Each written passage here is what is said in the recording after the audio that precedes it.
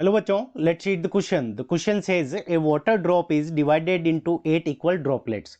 The pressure difference between inner and outer side of the big drop will be option A same as the smaller droplet, option B half of that of smaller droplet, option C 1/4 of that of smaller droplet and option D twice of the smaller droplet. ठीक है बच्चों. So इस question के अंदर हमें क्या दे रखा है, क्या पूछा है कि जो हमारी एक बिगर ड्रॉपलेट थी उसको हमने क्या किया कि 8 इक्वल पार्ट के अंदर डिवाइड कर दिया.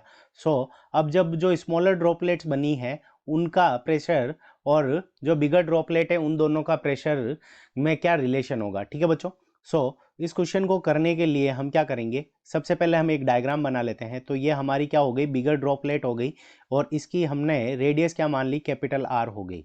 अब इस ड्रॉपलेट को हमने क्या किया कि 8 स्मॉलर ड्रॉपलेट के अंदर डिवाइड कर दिया.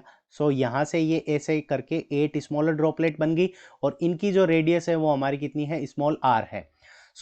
इस क्वेश्चन को करने के लिए पहला नंबर जो की कंसेप्ट लगेगा कि जो वॉल्यूम है, अगर फर्स्ट नंबर ड्रॉपलेट है इसका वॉल्यूम अगर हम V1 माने तो V is equals to V1 is equals to 8 multiplied by V2, यानी जो छोटी वाली जो ड्रॉपलेट्स हैं उनका वॉल्यूम अगर हम एक का वॉल्यूम अगर V2 माने तो ये 8 ड्रॉपलेट्स हैं तो इनको 8 मल्टीप्लाइड बाई V2, ये दोनों हमारा क्या होगा, इक्वल होगा. सेकेंड नंबर जो हमारा की कंसेप्ट लगेगा तो हमारा जो एक्सिस प्रेशर होता है, ठीक है बच्चों, इनसाइड ए ड्रॉपलेट, तो हमारा जो एक्सिस प्रेशर होता है तो पी एक्सिस को हम कैसे लिख सकते हैं, इसको डेल्टा पी से भी रिप्रेजेंट करते हैं. तो delta P is equals to, तो इसकी जो वैल्यू होती है हमारी वाटर ड्रॉपलेट्स के लिए वो कितनी होती है, 2T डिवाइडेड बाई आर. ठीक है बच्चों, आर क्या हो जाएगी, यहाँ पे रेडियस हो जाएगी. इन दोनों फॉर्मूला को यूज करके हम इस क्वेश्चन को सोल्व करेंगे. तो सबसे पहले हमारी जो आर की वैल्यू फाइंड आउट कर लेते हैं कि जो हमारी स्मॉल आर की वैल्यू क्या होगी इसके कंपैरिजन में.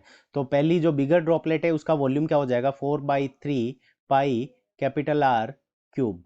ठीक है बच्चों, और ये इसका वॉल्यूम क्या होना चाहिए, 8 ड्रॉपलेट्स के इक्वल होना चाहिए. 8 multiplied by 4/3 pi small r cube.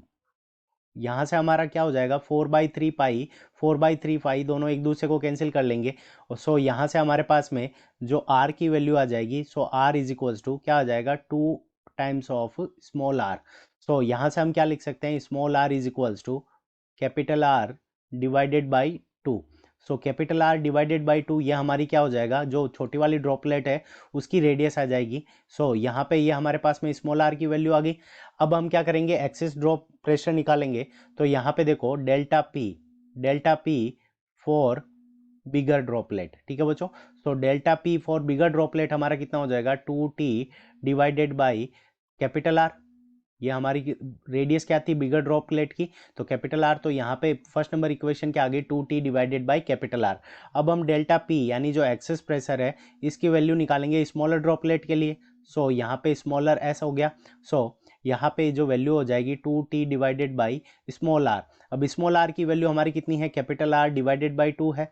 यहाँ से कैपिटल आर और डिवाइड के अंदर यहाँ पे हमारे पास में क्या आ गया, 2 आ गया. यहाँ से हमारे पास में जो वैल्यू आ गई वो 4T डिवाइडेड बाई आर आ गई.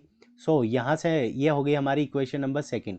अब इक्वेशन नंबर फर्स्ट और इक्वेशन नंबर सेकंड को अगर हम कंपेयर करें तो यहाँ से हम क्या लिख सकते हैं, डेल्टा पी ऑफ बिगर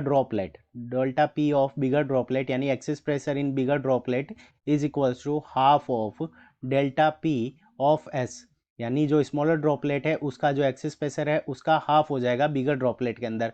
ये हमारा क्या हो जाएगा, यानी आधा प्रेशर रह गया. ऑप्शन बी के अंदर ये गिवन है. Option B is the correct answer of this question. I hope you understood it well. Best of luck. Thank you.